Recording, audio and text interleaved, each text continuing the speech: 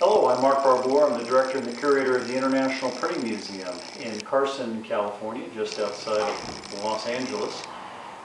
What we have here is a 1850 era English hand press. This is a tabletop model. This press is contemporary to the printing presses of Charles Dickens.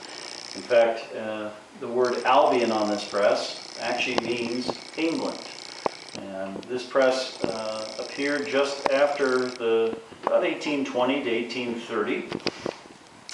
The English had the first metal printing press in 1800 at the start of the Industrial Revolution. And these presses were manufactured and used throughout the 19th century, well into the first quarter of the 20th century. The printing process here that I'm about to show you and demonstrate for you is a process that dates back really to the time of Gutenberg in 1450. Not much was different other than the fact that the printing press in the 19th century was now made out of cast iron and not out of wood. All of your books and newspapers of this time were all put together from the typecases here, one letter at a time, as I'm about to show you. And they would assemble the letters together, put the letters inside your printing press, and then press it onto the paper. This book here, for example, was all hand set, one letter at a time. And printed on paper that was also made by hand. Okay. In the process of printing, we have a typecase. Your font or your letters would actually be made and cast in metal. The letters themselves will appear on the type itself in reverse. They're placed inside of a tray, what we call a case. Your lowercase letters are on the bottom part of the case, the common ones in the center with the bigger boxes, so it's broken up by the usage of letters in our English language. So the more popular letters in the center, the most popular letter is the letter E, so it has the largest box. T, H, E, A, R, I, S. Z's, X's, and K's are not used much, they're on the edge, along this top row here. But then your capitals are alphabetical over here, beginning with the letter A, ending with the letter Z.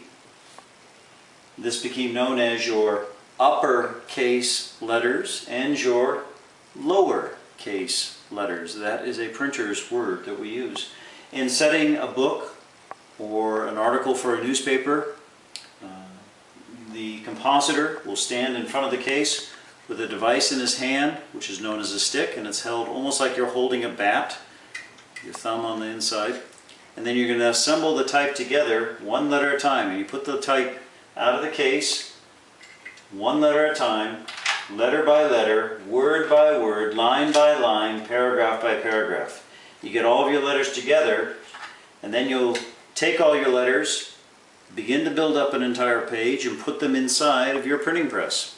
When you're done with your printing, of course, you're going to take the ink off all the letters, and then you, of course, have to put them all away. Hopefully in correct order.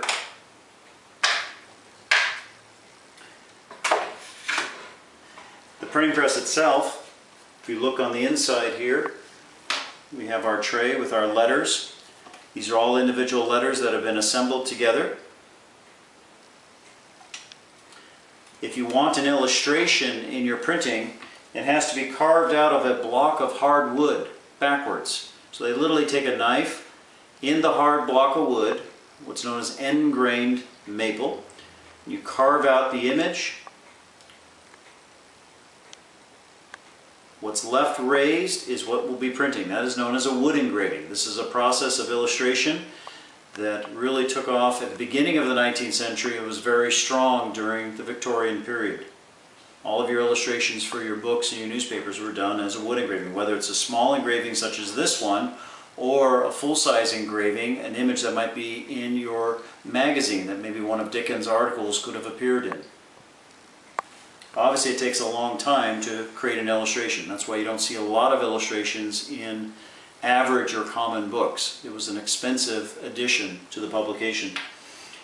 Your type would be locked in, and then it's tightened so nothing moves. First thing we have to do is put ink onto our letters. The ink itself, which dates back to the days of Gutenberg, is a thick black paste made out of soot out of your fireplace, plenty of which was there in Victorian England, mixed with boiled linseed oil, a plant oil.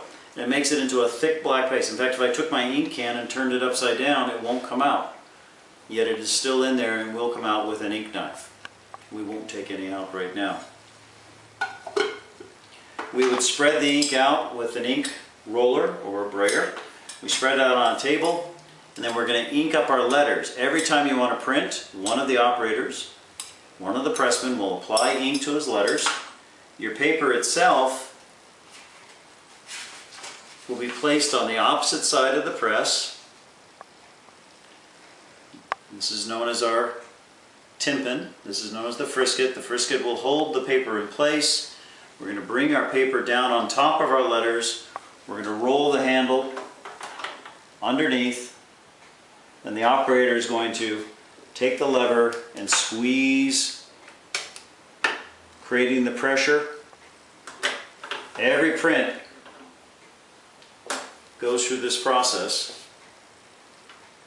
This is, of course, a small version of the press. This is one of the smallest ones that they made, the Albion press. They go up to a full size that would actually print your newspapers or your books. And we have our printed sheet. The printer is the friend of intelligence, of thought. He is the friend of liberty, of freedom, of law. Indeed, the printer is the friend of every man who is the friend of order, the friend of every man who can read. A quote by Charles Dickens.